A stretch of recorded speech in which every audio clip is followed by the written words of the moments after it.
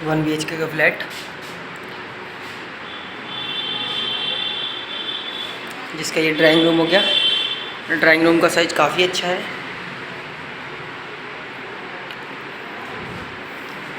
सामने चलते हैं, सामने किचन हो गया आपका, टॉयलेट हो गया। अब चलते हैं रूम में।